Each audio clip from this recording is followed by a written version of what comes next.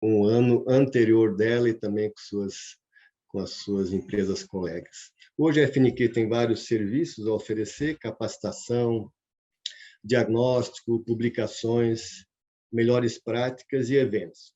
Esse webinar é um desses itens de eventos, né? Um webinar aqui cada 2 semanas, e a estratégia da Fundação hoje é melhorar a competitividade e eficácia, né, das empresas no Brasil. Elas podem ser grandes, pequenas, médias, públicas ou privadas, né? Então, antes de a gente apresentar o nosso convidado de hoje, eu queria agradecer, né, em nome da FNQ, o patrocínio do Sistema OCB, né, do Sescop, nosso parceiro do Sistema S em cooperativas, do Grupo Vibra, do apoio educacional da FEComércio, SESC, Senac do Rio Grande do Sul, né, o qual o nosso convidado hoje preside, coordena, o apoio institucional do Movimento Mato Grosso do Sul Competitivo e do Movimento Catarinense pela Excelência. Eu queria me apresentar, meu nome é Ronald Dausch, eu sou engenheiro formado pela USP, eu atuei em diversas empresas privadas, na Siemens eu fiquei mais de 30 anos, e muitas outras organizações públicas ou mistas. Eu respondi ao longo, né, da minha vida profissional por cargos em inovação, gestão e processo. Hoje eu gerencio a equipe da FNQ com profissionais internos e externos desde 2019. Eu queria então apresentar e agradecer ao José Paulo da Rosa, que já está aqui, obrigado por ter aceito o convite. E queria, né, falar um pouquinho sobre ele. Ele possui graduação em Administração de Empresas pela Faculdade Porto Alegrense de Ciências Contábeis e Administrativas. Ele tem especialização em Gerência da Produção pela Universidade Regional Integrada do Alto Uruguai e das Missões. Ele tem especialização em Gestão de Instituição de Ensino Técnico pela Universidade Federal de Santa Catarina, tem mestrado em Educação pela Pontifícia Universidade Católica do Rio Grande do Sul, tem doutorado pela Pontifícia Universidade Católica do Rio Grande do Sul, com a tese, que nós vamos ver depois, Gestão Escolar, um modelo para a qualidade, né, Brasil e Coreia. Tem pós-doutorado pela Universidade Federal de Pelotas, com a pesquisa Narrativas de Vida e Formação dos Diretores das Melhores Escolas de Singapura e Rio Grande do Sul em termos de sucesso de aprendizagem dos alunos. Ele foi gerente de educação do SESI e professor e diretor de escola do Senai. Tem experiência na área de administração, com ênfase em administração educacional, atuando principalmente nos seguintes temas: educação, administração, qualidade, gestão, planejamento e educação profissional. Atualmente ele é diretor regional do Serviço Nacional de Aprendizagem Comercial, SENAC Rio Grande do Sul, e Serviço Social do Comércio, SESC Rio Grande do Sul. Eu novamente queria agradecer ao Zé Paulo, muito obrigado por ter aceito esse convite, né, e a participar de mais um webinar desse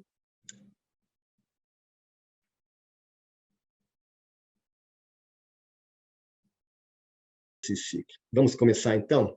Mas acho que é importante, né, do ponto de vista de conteúdo, para ser base para iniciar, o conceito hoje, né? O que significa educação hoje em termos de conhecimento, aplicabilidade, fixação? É um termo, parece tão óbvio, mas há tantas mudanças, tantos conceitos desde a antiguidade, que eu queria que você falasse um pouco, antes de a gente começar na discussão, o que deve ser, o que significa educação nos dias de hoje. Boa tarde, Dausha, e boa tarde a todos que nos acompanha nesse webinar. Agradeço pelo convite e parabenizo aí pela tua condução também frente à Fundação Nacional da Qualidade. Obrigado. Eu julgo uma das instituições mais relevantes aí do Brasil para ajudar aí no fomento à qualidade na gestão. Uhum. E quando a gente faz uma discussão como essa, é nesse sentido, especialmente quando o tema é um tema tão relevante quanto o tema da educação.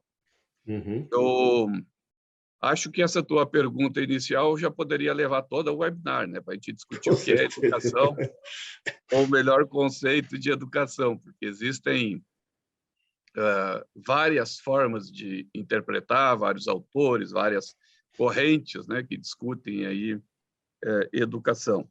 Tem autores mais antigos, como John Dewey, né, que diz que educação é o método científico por meio do qual o homem estuda o mundo e adquire cumulativamente, conhecimento de significados e valores. Isso é o John Dewey.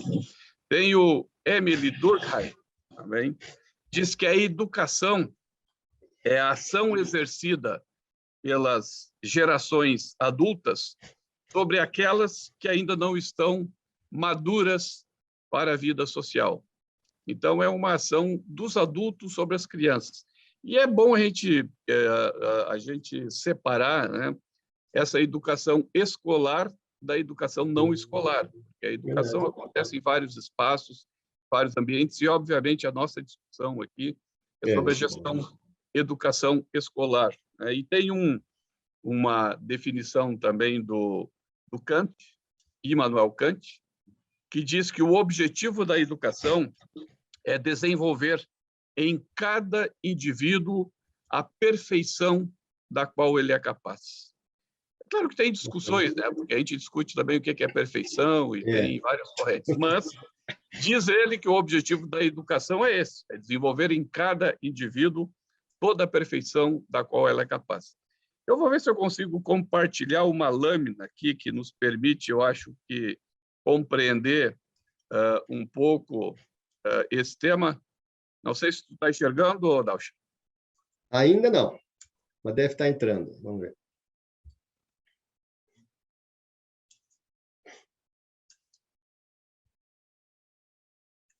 Tentarei de novo, senão eu... Aqui.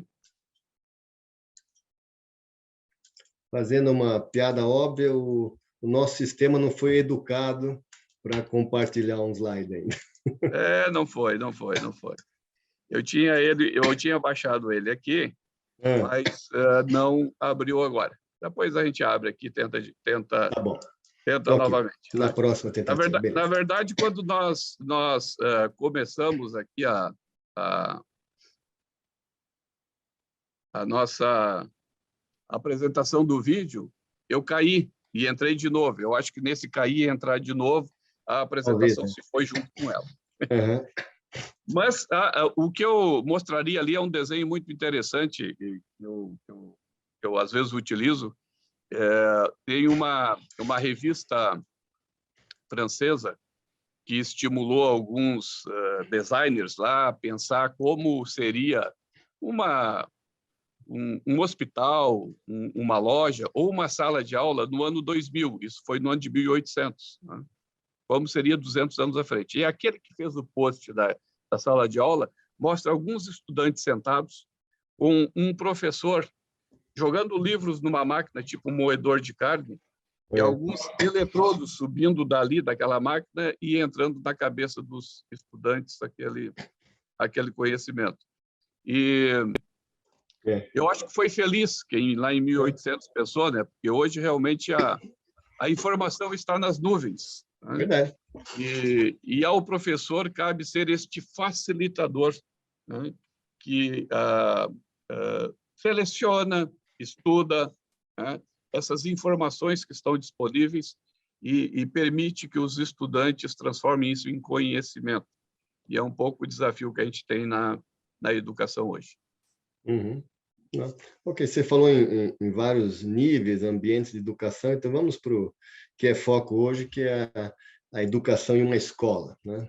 Também, o que é escola, a gente poderia estar discorrendo aqui, mas existe um plano, deveria existir um plano, né, para esse desafio de educação, né, entre quatro paredes, nesse universo contido. Como é que deveria funcionar? Qual que é o papel do diretor da escola? Porque aí eu já emendo com uma outra pergunta, assim, uma coisa é a gestão escolar, né? Quando você olha assim a gestão da escola versus a qualidade do ensino lá na ponta do professor. Então, queria que você localizasse um pouco, né, esse ator chamado escola e seus vários processos, se eu puder falar assim. Em primeiro lugar, eu acho que o papel do diretor de escola aí, ele é fundamental. E aí reside um grande problema, porque a maioria dos diretores eles não foram preparados em gestão. Né? E a gente tem um outro problema, às vezes, na escola pública, né? Quando se faz a eleição, nem sempre é eleito o melhor gestor. Às vezes é eleito aquele que é mais amigo, né? O que vai criar condições melhores aqui da gente trabalhar sem necessariamente cobrar desempenho. Então, nós temos, às vezes, um diretor de escola que não tem realmente a formação e a experiência em gestão. E é claro que é fundamental para o sucesso, para a qualidade do ensino, ter um bom professor. E o professor exerce um papel primordial assim, na qualidade da educação. Mas o diretor, ele tem que permitir que isso aconteça, ele tem que procurar selecionar os melhores professores e dar condições para que ele faça um bom trabalho. E existem ferramentas que ele pode utilizar para isso, mas, em geral, não utiliza. Nós observamos aqui no Brasil que existem ilhas de bom desempenho. E estas ilhas de bom desempenho, em geral, acontecem quando nós temos um bom diretor de escola. Como nós não temos assim um sistema educacional que funciona, depende muito da figura do diretor da escola, do diretor da instituição educacional, para que estes bons resultados aconteçam. Nenhuma capacitação padrão, né, vamos dizer assim, para diretores. Acho que não tem também, né? Não, já tivemos assim movimentos nesse sentido do próprio Ministério da Educação. Algumas secretarias estaduais de educação desenvolvem programas de gestão escolar, algumas secretarias municipais desenvolvem, né? Mas nada muito consolidado. São algumas iniciativas que às vezes não têm continuidade e, na prática, nós acabamos observando gestores que não têm esta competência em gestão. Entendi. Eu comentei antes, eu li lá que você, né, o tema hoje, a gente falar de duas pesquisas suas bem interessantes, né, uma de mestrado e uma de doutorado. E aí, antes de entrar no objeto desses trabalhos, eu queria que você explicasse um pouco, né, como é que foi a metodologia dessa pesquisa, quais foram os referenciais desse teu trabalho. Eu sei que você usou também o modelo de gestão MEG, né, nesse processo das pesquisas. Então, se você pudesse, antes dos resultados do objeto, o que você coletou, falar um pouco da metodologia em si, seria interessante, para nos dar uma base aí, né, que eu imagino que também foi baseado em aprendizado, né, de como fazer uma pesquisa, né, com qualidade. Bom, eu fiz uma pesquisa qualitativa, né? E dentro das possibilidades da pesquisa qualitativa, eu fiz um estudo de caso múltiplo, né? Onde eu peguei 8 escolas, né? E nessas 8 escolas, 4 aqui do Rio Grande do Sul e 4 da Coreia do Sul, né? Os referenciais que eu utilizei foi o modelo de excelência em gestão, o MEG. Então, utilizei os critérios do MEG, à época, hoje fundamentos, né? Mas os critérios e todos os itens em cada critério adaptados à realidade escolar. Então, a partir dali, eu criei o meu formulário de pesquisa, que eu apliquei nessas 4 escolas do Rio Grande do Sul e das 4 escolas da Coreia. As 4 escolas do Rio Grande do Sul, eu selecionei tendo por base o resultado do IDEB e do Enem do ano de 2009. Então, as escolas que tiveram o melhor resultado no IDEB e no Enem de 2009, eu escolhi para ver como é que eles fazem a gestão nessas escolas que tinham bom desempenho. E na Coreia do Sul, eu busquei a Embaixada da Coreia aqui em Brasília, que me indicou o Consulado da Coreia em São Paulo, e eu expliquei para eles o objetivo da minha pesquisa, me indicaram, então, 4 escolas, 3 escolas públicas e uma privada, de ensino elementar, de ensino médio superior, que tinham um bom desempenho lá na Coreia.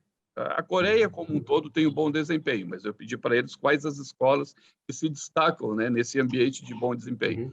E nessas 4 escolas lá da Coreia eu fui visitar também e avaliei como é que eles fazem a gestão escolar lá na Coreia. Então, foram esses os referenciais assim, que eu utilizei, né? Foi muito o MEG, o IDEB, o Enem e a indicação, né, por parte do consulado da Coreia aqui em São Paulo, das melhores escolas lá da Coreia, e em cima disso fiz o estudo de caso. Mas antes até de você continuar, explica para mim por que Coreia do Sul você escolheu. É uma boa pergunta, né? Uma boa pergunta. E por que tão distante, né? Não distante, mas tem tantos países, né? É um sem referencial dúvida, mundial né? de educação. Mas a Coreia do Sul, e a gente começou a perceber isso em meados dos anos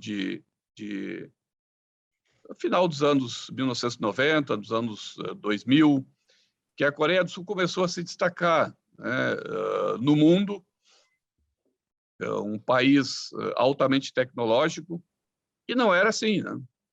A Coreia do Sul era, lá nos anos de 1940, um pouco assim daquilo que a gente enxerga, desculpe, né, a comparação, né, mas às vezes assim o Paraguai, ou algum produto falsificado, alguma coisa assim, que é um pouco da imagem que se tinha e que se tinha da Coreia. Interessante. E a Coreia do Sul, a Coreia, ela ficou 35 anos sob o domínio do Japão, de 1910 a 1945, sob o domínio do Japão. E foi um período difícil, porque o Japão tentou incutir a sua cultura, a sua linguagem, e os coreanos, obviamente, sofreram muito nesses 35 anos. Ao final da Segunda Guerra, quando eles recuperaram o controle do país, eles priorizaram a educação, né? Talvez por todos esses traumas, assim, desses 35 anos, resolveram priorizar a educação. Definiram que iriam aplicar 10% do PIB em educação. E isso se manteve por 40 anos.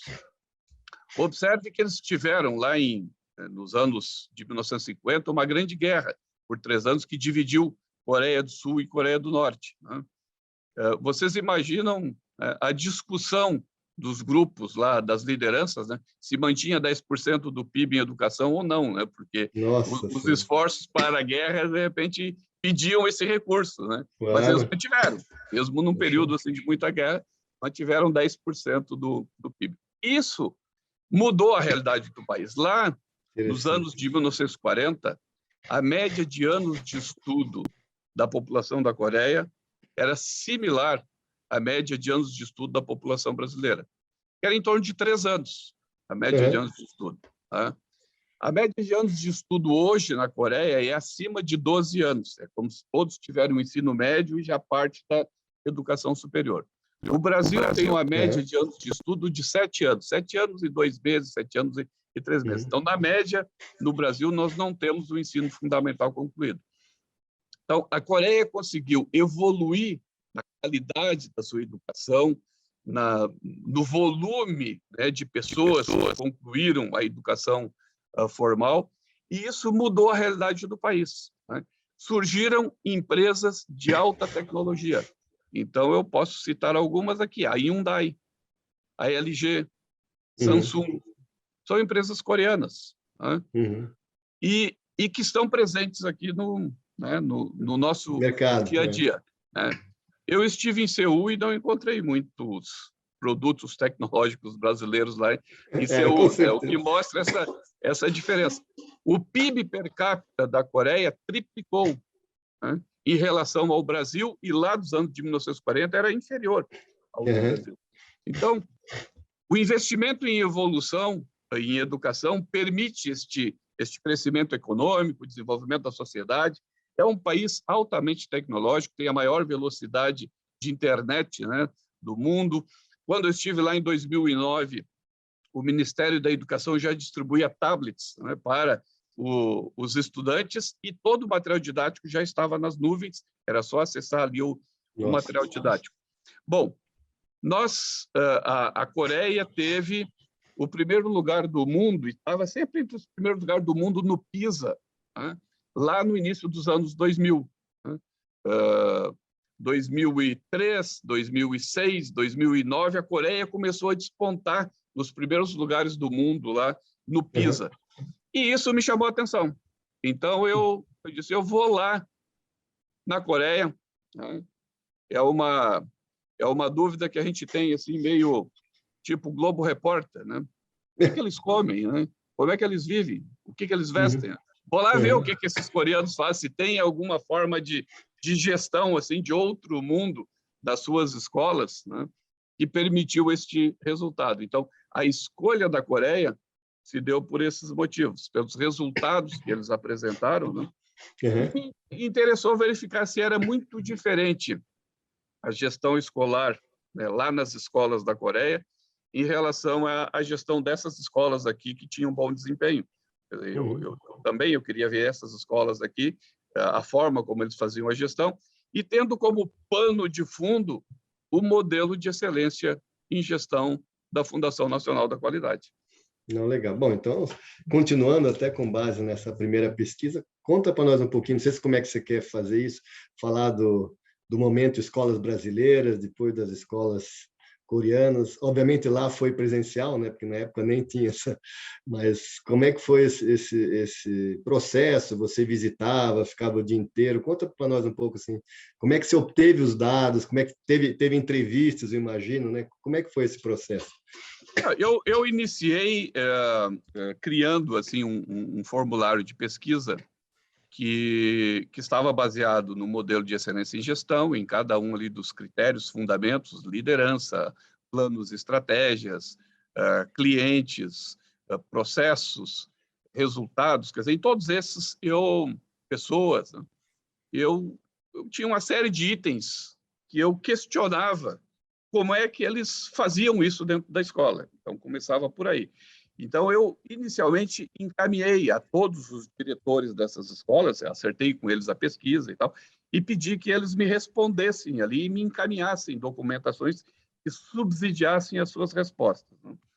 Depois, eu fui em cada uma delas. Então, eu passei alguns dias em cada uma dessas escolas, conversando com o diretor da escola, com os professores, com os estudantes, com a equipe pedagógica, administrativa, acompanhando como é que eles fazem a gestão escolar naquela escola. Né? E tendo como base este formulário que eu mandei com alguma antecedência. Então, eu tive aqui, digamos, 2 instrumentos, que foi este formulário que eu encaminhei e a minha visita em loco, onde eu entrevistei e conversei com algumas partes interessadas para avaliar de que modo que eles faziam esta gestão dentro da escola. Eu fiz isso aqui no Rio Grande do Sul, numa escola estadual de ensino fundamental na cidade de Dois Lajeados, é a Escola Estadual Vicente de Carvalho. Eu estive numa escola municipal em Ijuí, que tinha os melhores resultados nas séries finais do ensino fundamental, que na época era a Escola Soares de Barros, de Ijuí. Eu estive o melhor resultado do Enem, que foi o Colégio Sinodal, aqui em São Leopoldo, do Rio Grande do Sul, e um colégio politécnico da Universidade Federal de Santa Maria, que também tinha o segundo melhor resultado do IDEB do ano de 2009. Então, nessas 4 escolas, eu estive aplicando esse formulário, conversando com os diretores, conversando com a equipe e acompanhando como é que eles fazem a gestão escolar nessas 4 escolas que têm bom desempenho. 3 escolas públicas e uma escola privada. Interessante. E na Coreia, como é que foi? Desculpa, depois, na Coreia. Na Coreia também.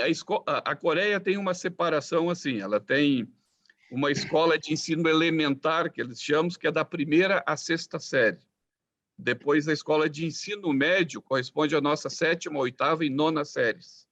E a escola de ensino médio superior, né, é aquela que corresponde ao nosso ensino médio aqui. Então, eu fui numa escola pública de ensino elementar, numa escola pública de ensino médio, numa escola pública de ensino médio superior e numa escola privada de ensino médio superior. Estive em todas essas. É impressionante a qualidade da estrutura, a qualidade dos professores, né? Me chamou a atenção, por exemplo, numa escola pública de ensino médio superior, que acompanhou durante toda a visita o professor de matemática dessa escola, que era um doutor em matemática, autor do livro utilizado em toda a Coreia em matemática, e era um ídolo ali para aqueles estudantes e tal. Ele esteve comigo todo o tempo. E Ele era daquela escola? Daquela escola. E eu perguntei para ele, com toda esta produção e com toda esta formação que ele tinha, por que ele estava numa escola pública, né, de ensino, de educação básica, né? Porque a educação básica compreende até o ensino médio. Por que ele estava numa escola pública de educação básica? Porque para nós aqui, né, o que nós encontramos? Quem tem uma produção como essa, uma formação como essa, está na pós-graduação, né? E até se sente meio incomodado, às vezes, de estar na educação básica, né? Então, quem tem uma formação como essa, em geral, quer estar num nível maior e recebe mais, né, por estar na pós-graduação e dando consultoria e tal. E ele me respondeu que na Coreia ele tem benefícios para estar na educação básica. Olha só. Ele tem um salário melhor, ele tem tempo para pesquisa, ele tem benefícios que o governo lhe concede para estar na educação básica, porque eles entendem que tem que preparar muito bem o alicerce, né, para que depois a gente possa trabalhar no telhado. Então, tem que priorizar a educação básica para que depois avance para a educação superior. Então, os melhores professores estão estimulados a permanecer na educação básica, que foi o caso desse professor que me acompanhou lá em sala de aula. Não, legal. Você falou em partes interessadas, que é um conceito do MEG. Então, vou fazer uma pergunta que talvez não tenha muita lógica, mas quando se fala em partes interessadas, você falou professor, diretor, de alguma forma você não avaliou, mas foi falar com o aluno, né, acompanhar o aluno, como é que ele... Né, como é que é a reação do aluno em relação à educação, né? Curiosidade só, talvez não, nem entrei na sala de aula, pode ser que você diga isso. Uma pena que nesse de sair e voltar aqui sumiu a minha apresentação, mas eu tinha até ali algumas fotografias. Você quer tentar de novo? Talvez dê. Com os estudantes. Não, pode ser, posso tentar enquanto eu... Sabe como é que é a tecnologia? Eu falo aqui, ver se eu tecnologia é sempre assim, sai e entra de novo, vai que deu certo. Ver se eu acho aqui a apresentação. Deixa eu ver uma coisa.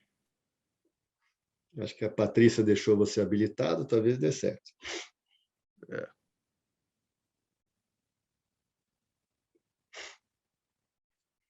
Olha, fazer o seguinte,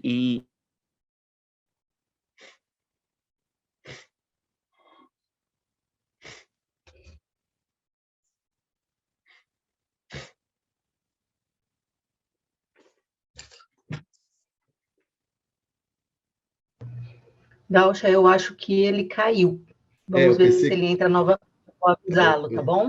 Ok, eu estava em dúvida se era eu ou ele, pelo jeito foi ele. Não, só um minuto. Tá bom.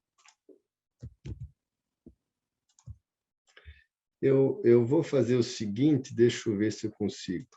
Como o Zé Paulo falou muito do MEG, eu vou fazer a pequena apresentação do MEG. Patrícia, você está conseguindo ver a minha apresentação aqui?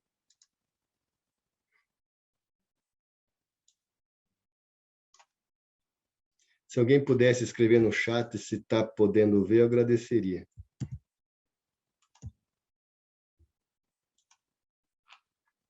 Ok, beleza. Então, eu vou passar no modo não apresentação, que é um outro problema que o Zoom eu estou vendo tem. sim, é que eu estava vendo as coisas. Não, tranquilo. Então, eu vou mostrar assim, tá? Só rapidinho, quer dizer, a FNQ eu já falei um pouco, eu não vou me detalhar aqui, mas o MEG é o modelo de gestão que está na sua 21ª edição, com 8 fundamentos. Cada versão nova, ela é desenvolvida por mais ou menos 50 profissionais próprios, externos, são nossos parceiros, né, nossos especialistas, pessoas consultadas, pesquisadas, e ele hoje ele contém 8 fundamentos, né, estão descritos aqui, um fala sobre pensamento sistêmico, o outro fala sobre partes interessadas, por isso que eu perguntei para ele, o tema do aprendizado e inovação, a capacidade de se adaptar, né? Isso é super importante uma organização, a liderança transformadora, RH, a sustentabilidade, hoje com o tema ESG cada vez mais forte, a orientação para processos e a geração de valor. Sem a geração de valor não adianta todo um modelo, um processo interno, mas aí é bom colocar que a geração de valor não é só econômico-financeira, mas, né, é ambiental, dos clientes, assim por diante. Então, esse modelo ele é aplicado, se faz um diagnóstico na empresa. O Zé Paulo usou isso, né, para fazer diagnóstico, né, na educação, né, das escolas, e o grande diferencial nosso é que a gente usa a metodologia do PDCL, ou seja, a gente não só checa se o processo específico ele está disponível, mas se ele está continuamente, né, evoluindo, se a gente aprende com esse processo, a gente faz melhorias. Então, só queria mostrar um pouco, o Zé Paulo falou tanto do modelo, então eu queria colocar, enquanto isso, o que é o modelo do MEG. Então, eu vou voltar aqui e passar para o Zé Paulo, que acho que ele já voltou. Zé Paulo, ele está contigo. Voltou sim. Peço desculpas aí pelo ocorrido, não sei o que aconteceu, porque caiu, eu entrei, eu estava te assistindo, mas eu não consegui entrar, então estamos aí, estamos aí de novo. Você estava falando um pouco, né, eu perguntei se você conseguiu, né, sentir, né, o clima ambiente na sala de aula, o que né, se você, na relação com os alunos, conseguiu enxergar alguma diferença entre o aluno brasileiro e o aluno coreano. Sabe que os alunos japoneses, por pouco que eu sei, eles, depois da aula, limpam a sala, inclusive, né? Mas eu não sei se na Coreia tem alguma curiosidade desse tipo, né? Só curiosidade. A gente observa, desde aquela época, né, desses anos 2000, um avanço muito grande dos estudantes asiáticos como um todo, né? Uhum. Porque a China também tem ocupado um espaço muito grande, tem tirado os primeiros lugares do mundo no PISA, né? Os últimos são da China, Singapura, Japão, Coreia. Os asiáticos têm tido assim, resultados surpreendentes aí, em educação. Eu acho que a gente tem que compreender um pouco, né, dessa cultura asiática, e lá nós temos uma família que realmente valoriza e participa desse processo educacional, há um respeito muito grande ao professor, tem muitas escolas de turno integral e realmente são mais horas de estudo que acabam resultando nesses resultados comparativos mundiais melhores para os asiáticos. Eu tenho participado já há uns 15 anos de um grande evento mundial, que é o World Skills, que acontece a cada 2 anos, onde há uma competição de cerca de 100 países sobre educação profissional. A última foi 2019, em Kazan, lá na Rússia. Eu estive lá. E os asiáticos sempre têm se destacado também. Quer dizer, a gente percebe que eles treinam mais, eles se capacitam mais, e isso traz mais resultados. Então, eu acho que aí tem aprendizados que a gente precisa trazer. Eu acho que a gente tem que ter bom senso de compreender essas questões culturais que permitem ter este bom desempenho e este desenvolvimento econômico, tecnológico que os asiáticos estão tendo, mas nem tudo são flores. Muito desse resultado também, talvez, é um pouco exagerada esta exigência, né? Então, nós temos uma sociedade que se cobra demais, com alta taxa de suicídio, com assim, alguns tipos de dificuldade que a gente tem que compreender para chegar no meio termo. Eu acho que é um aprendizado que a gente precisa ter. Tem coisas boas que a gente precisa trazer e outras nem tanto, né? A gente saber dosar isso, né? Mas esta cultura asiática justifica esses resultados, né? Eu realmente admiro o resultado da Coreia, admiro o Japão, estive no Japão e mais de uma oportunidade também, admiro de Singapura, que a gente pode falar um pouquinho também, né? Mas nem tudo são flores, como eu disse. Eu acho que o nosso desafio é ter o bom senso de saber chegar no meio termo, num equilíbrio, né, das partes positivas desta cultura asiática e daquilo que não é tão positivo, que a gente tem que adaptar à nossa cultura local. Interessante. Uma pergunta desafiadora aí, investir 10% em educação, claro, é um número muito grande, mas em tese factível, né? Em função de uma estratégia de um governo brasileiro. Mas a cultura em si a gente não compra, né? A cultura não é... E mesmo que você falou assim, meio termo ideal para não ser, né, o extremo, né, que leva a suicídios, etc. Esse tema da cultura, você tem alguma ideia como ele poderia, de repente, mudar, né? Não agora, em um ano, mas em 5, 10 anos, um país como o Brasil? Qual poderia ser a educação em cultura? Falei que era uma pergunta complicada. Não, assim, o Dalcha, a Coreia levou 40 anos para mudar a sua realidade. Né? Singapura levou 34 anos, mais ou menos, para chegar no primeiro lugar do mundo no PISA, a partir do momento em que optou também em priorizar a educação. O Brasil levaria este tempo, né? Eu imagino, cerca de 30 anos, para chegar num outro patamar, caso, de fato, priorize a educação. Eu acho que nós temos aqui uma sociedade bem trabalhada, já valoriza a educação. A gente conversa com as famílias, e as famílias realmente se preocupam com a educação dos filhos. Agora, se preocupam com a economia, com a saúde, com uma série de coisas, mas se preocupam com uma educação melhor para os seus filhos. Né?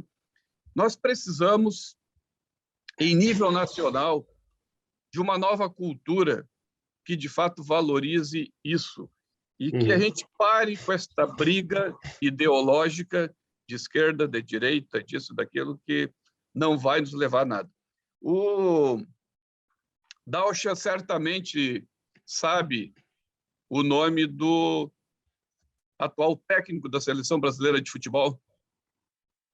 Eu sou muito ruim em futebol. Você perguntou para a pessoa errada. Perguntei para o cara errado. Mas talvez alguém possa passar no chat, eu passo aqui para o Zé Paulo. Mas se perguntar para essa centena de colegas que estão nos assistindo aí, certamente eles sabem o nome do treinador da Seleção Brasileira de Futebol. Tite. Oh, boa. Já veio direto. 5 já responderam. É isso aí.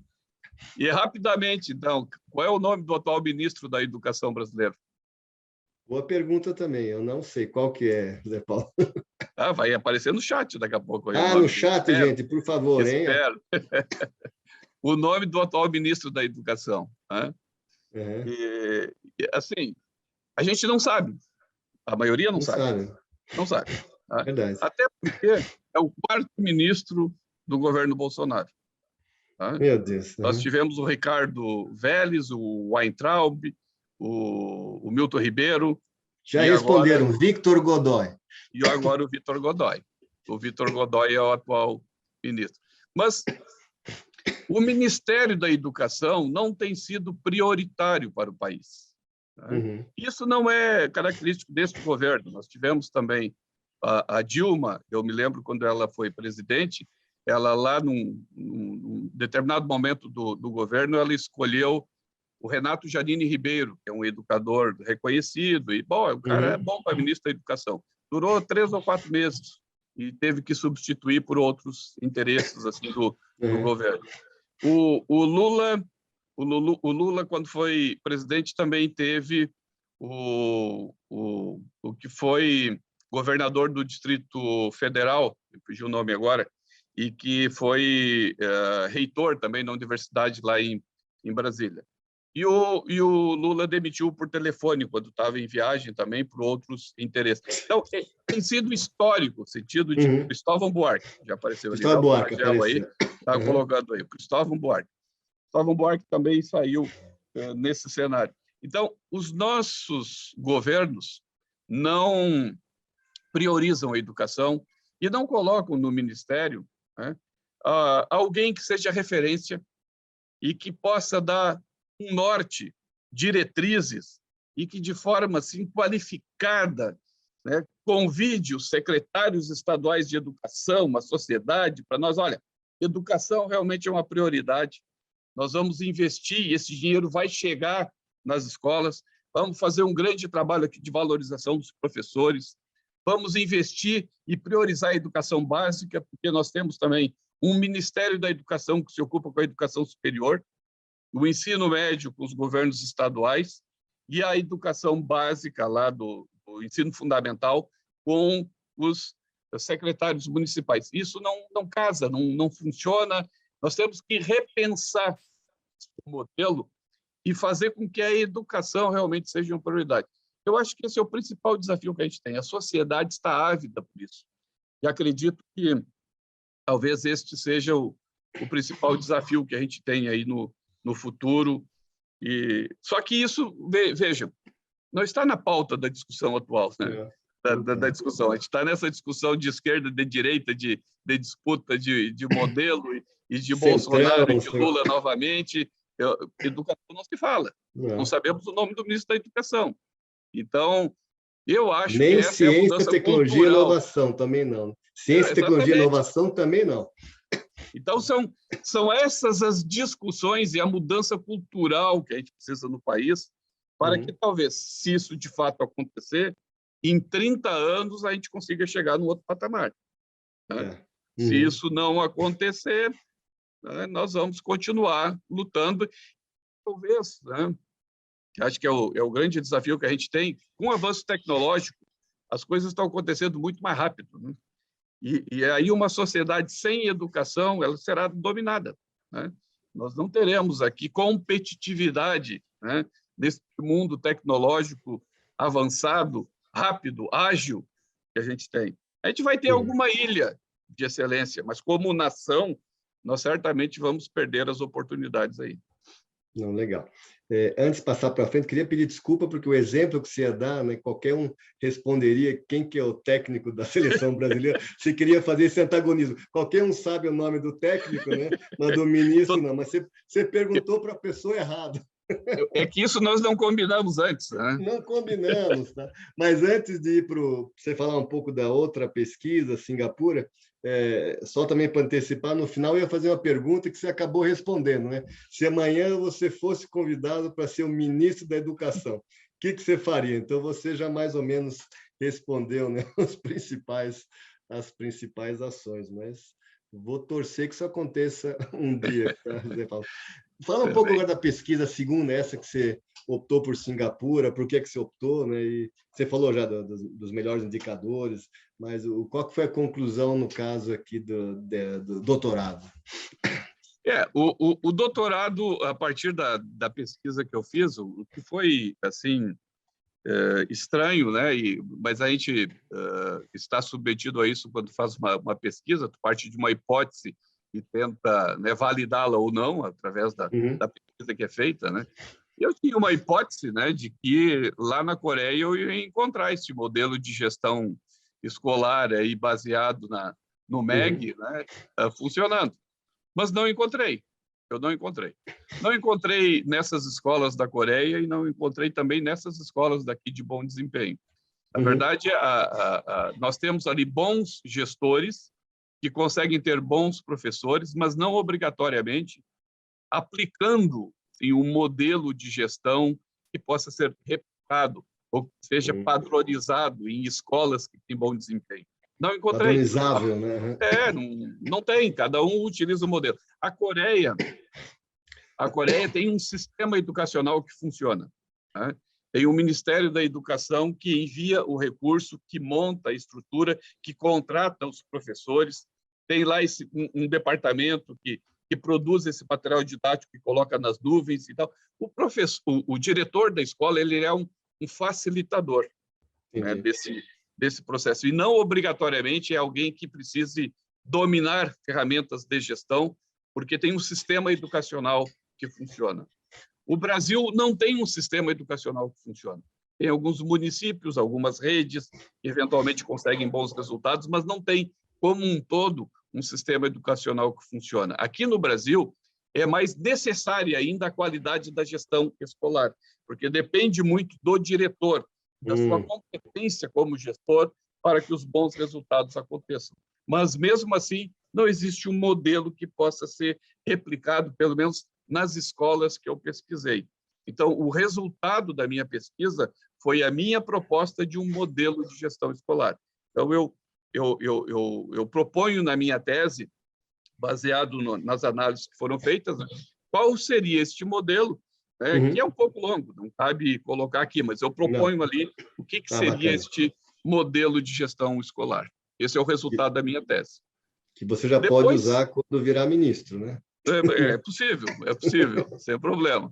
Mas, assim, depois disso, em 2019, eu fiz uma pesquisa de pós-doutorado. E aí, com base daquilo que eu vi lá no doutorado, eu me interessei em pesquisar o perfil desse diretor de escola de bom desempenho. E aí estive em Singapura, porque Singapura, eu estudando também os resultados e avaliando, Singapura teve o primeiro lugar do mundo no PISA de 2015. Né? E não era assim, né? Ela foi uma colônia da Inglaterra, teve a sua independência em 1969, e lá em 79 resolveu priorizar a educação. Então, a gente está falando aí de 35 anos, até ali 2015, para ter este resultado assim, de primeiro lugar do mundo no PISA. Então, eu fui a Singapura, que é um país maravilhoso, não é um país muito grande, né? É uma ilha lá na península da Malásia. Quem puder ir, eu sugiro que vá, né? Tem aquele belo prédio, que é um ícone, né? Que são 3 torres, tipo um barco, que é uma piscina em cima. Estive lá vendo aquilo. Mas é maravilhoso, é uma arquitetura maravilhosa que decorre dessa alta qualidade da educação que eles atingiram. E o perfil que eu consegui identificar na diretora de uma escola lá de Singapura e dos diretores que eu avaliei aqui também em bons resultados aqui de IDEB, de Enem, aqui do Rio Grande do Sul, em 2017, né? É um perfil comportamental que se destaca.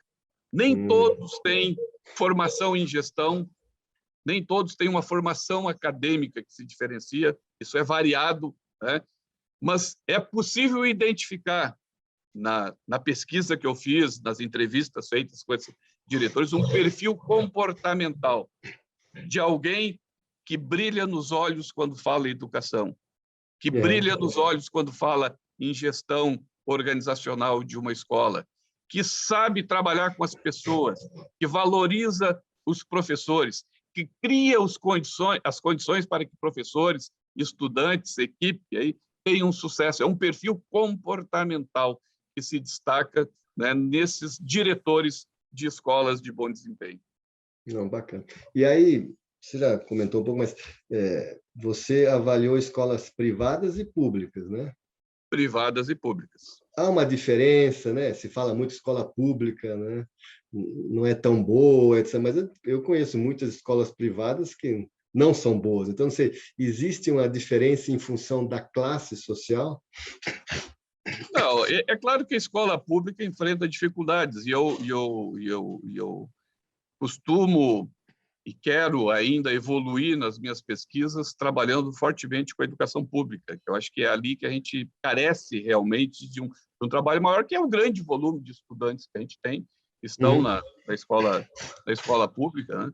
E realmente os resultados que a gente observa em IDEB, Enem e tal, a escola privada tem um resultado melhor em relação à escola pública, mas mesmo assim nós temos boas escolas públicas com gestores e professores que fazem a diferença, e nós temos que replicar esse modelo.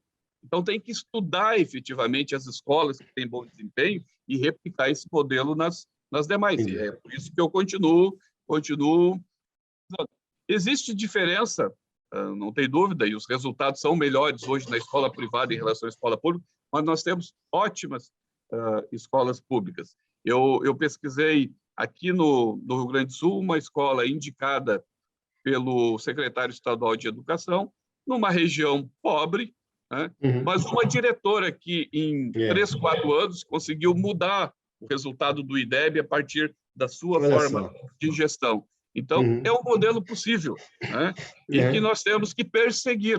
Como eu disse, eu e vários, né, acreditamos que é possível. Então, a gente não vai se entregar tão facilmente. Eu acho que é possível mudar a realidade do país, melhorando a qualidade da educação, e nós temos ferramentas para isso. Não, bacana. A maioria das perguntas dos nossos, né, participantes, eles estão sendo respondidas por você, mas eu vou fazer uma, até para não dizer que não fiz, né, não repassei uma pergunta, mas ela está muito bem formulada, do Sandro Garzon Gonçalves. Ele pergunta, né, pergunta ao doutor José Paulo, sua opinião de como se pode alcançar o objetivo 4 dos ODS da ONU, que é assegurar educação inclusiva e equitativa de qualidade e promover oportunidades de aprendizagem ao longo da vida para todas e todos, até 2030, no âmbito da educação pública no Brasil. Quer dizer, de uma forma ou outra, você, né, você já deu, né, já explicou bastante coisa, deu, né, várias formas. Talvez você queira complementar alguma coisa em relação a Eu essa pergunta. agradeço a pergunta. Como é que é o nome do... Sandro Garzon. Agradeço e assim, nós temos os Objetivos de Desenvolvimento Sustentável da ONU, nós temos o Plano Nacional da Educação, que tem 20 objetivos a serem atingidos até 2024, que está perto aí, são mais 2 anos à frente, até 2024, 20 objetivos aí para serem atingidos. Nós temos as metas do IDEB, né, que estão ali, era para ser 2021, o resultado não foi apresentado ainda, mas não estaremos atingindo as metas que nos colocamos do IDEB. Então, ferramentas, metas, objetivos existem. Nós precisamos colocar isso em prática, né? Nós precisamos, de fato, priorizar a educação em nível nacional, porque, como eu disse, nós temos ilhas de desenvolvimento, mas isso não muda a realidade do país. E nós não somos uma ilha, né? Nós estamos aqui num país inteiro, e nós sofremos o reflexo, né, dessas diferenças localizadas. Então, para que o país mude a sua realidade, é necessário mudar essa cultura e nós efetivamente valorizarmos a educação e termos um ministério, começa por aí, um presidente, um ministério e tal, e uma sociedade que discutam, que se envolvam, que cobrem, né, melhores resultados aí em termos de educação. Não, bacana.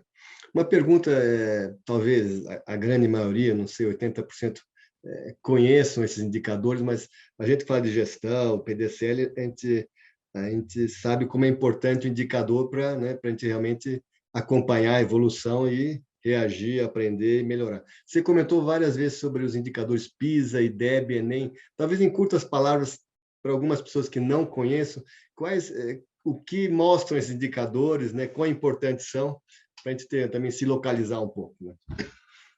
O IDEB é o Índice de Desenvolvimento da Educação Básica, né, que existe desde 2007 e que avalia na educação básica, o nome já diz, né, Índice de Desenvolvimento da Educação Básica. A educação básica compreende ali educação infantil, ensino fundamental e ensino médio.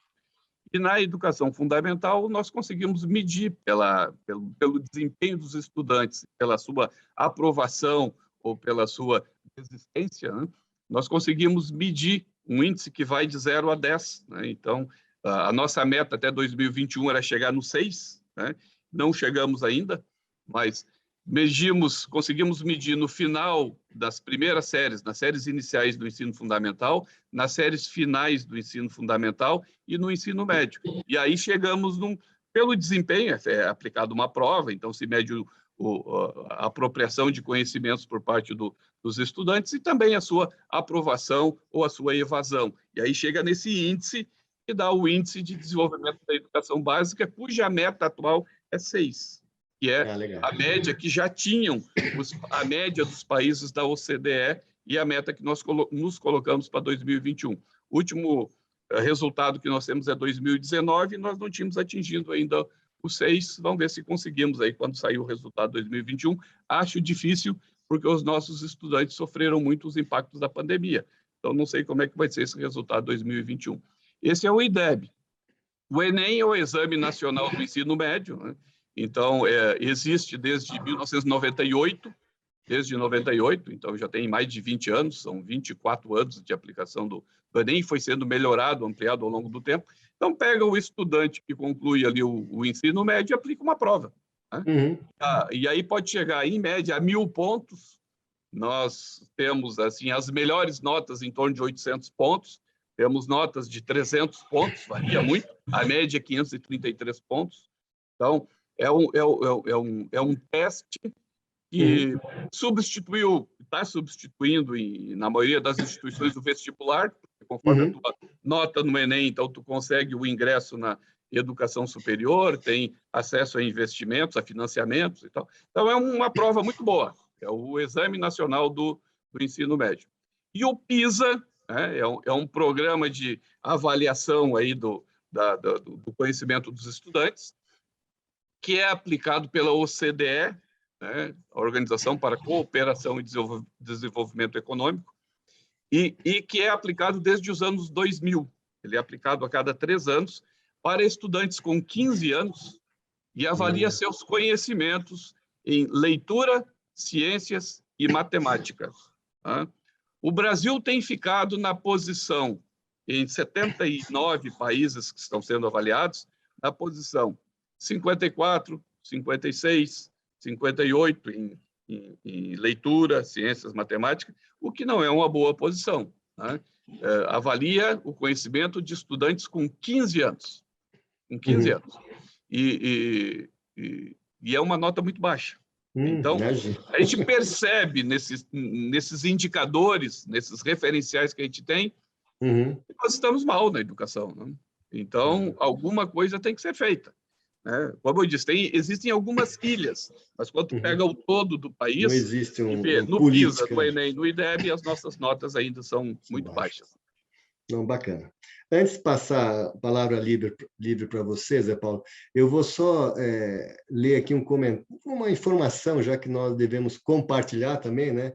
Informações da Marlene Bezerra, eu acho que tem muito a ver com, né, com tua linha de se basear no MEG, talvez até você conheça, mas ela coloca assim: da minha dissertação de mestrado, escrevi um livro em 2004, que tem como título Sistema de Gestão e os Critérios de Excelência do PNQ, um instrumento de avaliação para o segmento de educação. Na época, visitei aqui no Rio de Janeiro algumas escolas estaduais, municipais e particulares, cheguei à conclusão, onde corroboro totalmente com o palestrante, né, que os gestores carecem de preparo gerencial em educação.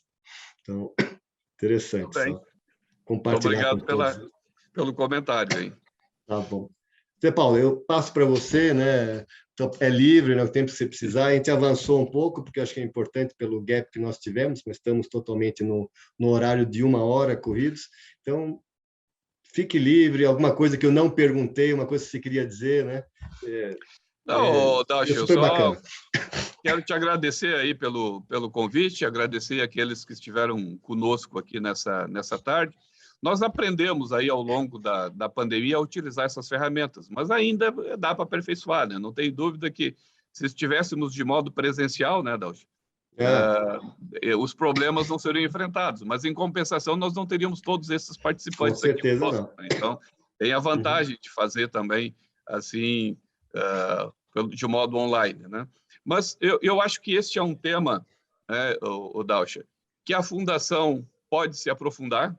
Com certeza. Assim como a colega que falou da sua pesquisa de 2004 e outros que eu sei que estão fazendo, o Elivelto Nagel, que escreveu há pouco, eu sei que está pesquisando isso também. Tá? Tem colegas aí que utilizam o MEG como referência para pesquisar a gestão escolar, e eu acho que a Fundação tem aí uma oportunidade, porque os nossos municípios, as nossas redes precisam, né, desta melhor qualidade na sua gestão escolar. E eu ainda acredito que o modelo de excelência em gestão, os fundamentos que nós temos ali, são um excelente referencial adaptados à questão das instituições de ensino, um excelente referencial para nós melhorarmos a gestão escolar. E esse é um passo importante nesta grande caminhada que nós temos aí para melhorar a qualidade da educação brasileira. Conto com todos. Muito obrigado pelo convite. Outro momento, quem sabe, a gente possa falar e mostrar um pouco melhor esses resultados, mas hoje foi o que deu. Peço desculpas aqui pelo acontecido, mas agradeço aí por aqueles que ficaram até o fim. Hein? Não, e talvez não possa fazer um evento realmente específico, até já mais para frente, com a ideia da fundação, como você colocou, ter um papel um pouco mais ativo nesse tema da educação, eu acho que é super importante. Eu só queria comunicar, né, para quem gostou e está pensando, puxa, que pena que meu colega, meu vizinho não assistiu, ou teve 2 ou 3 que tiveram que sair, que esse evento foi gravado, né, e eu acho que uma semana depois ela vai estar disponível, se vocês quiserem comentar, acho que é importante, né, para a gente, né, compartilhar o máximo, que foram informações super interessantes, visões bem bacanas aqui de aprendizado. Então, Zé Paulo, de novo, super obrigado pela participação, foi super rico. Eu queria também agradecer novamente ao patrocínio, né, do Sescop, da OCB, né, Sistema S de Cooperativas, ao Grupo Vibra, né, o apoio educacional não poderia ser diferente, né, apoio educacional do FEComércio, SESC e SENAC do Rio Grande do Sul, obrigado aí, Zé Paulo. O apoio institucional do MS Competitivo, que temos aí o nosso colega assistindo, do Excelência Santa Catarina.